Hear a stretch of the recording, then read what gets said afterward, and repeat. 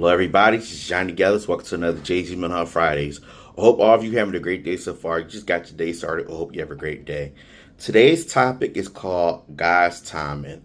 Within our lives, we normally question things on why things is not happening the way that we want it to happen, or when things doesn't go the way that we want it to happen. And ultimately, what we kind of realize that we have to realize that things happen on God's timing. And within those moments, we kind of do miss the opportunities that comes into play because we're not focusing on the aspect of God's timing being in place.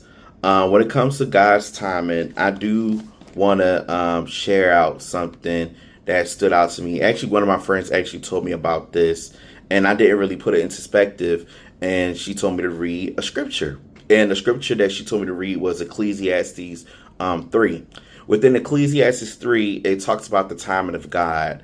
It talks about a time and a place for everything, a time to heal, a time to cry, a time to, rejoice, things in that nature, and everything. And with that, it kind of goes into play that, God's timing is the right timing. I know we have plans that we want to do. We have things that we want to, express, but not really realizing that, within his time, and he knows what time it's supposed to be for us because he has the blueprint of what our life is going to be like. So with Ecclesiastes 3, I'm going to read a little bit of it and everything to give you that reference of God's timing.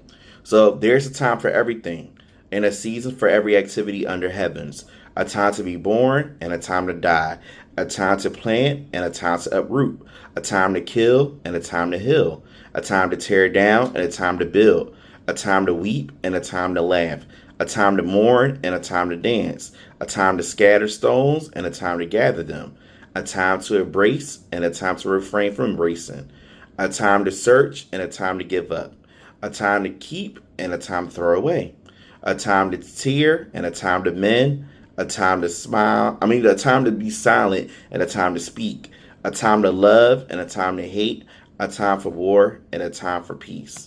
So basically what it's saying is that there's, a time for, different things. And with God's timing let us know that this is the right time.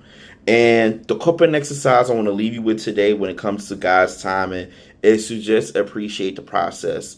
I know for me, with this that I need to appreciate the process because I know within these last few weeks I kind of been upset with things that were happening beyond my control and realizing that I can't carry the weight on things that's beyond me and everything, and to stop getting so worked up and to stop putting everything on myself when things doesn't go right in my favor or when things doesn't happen at the time that I need it.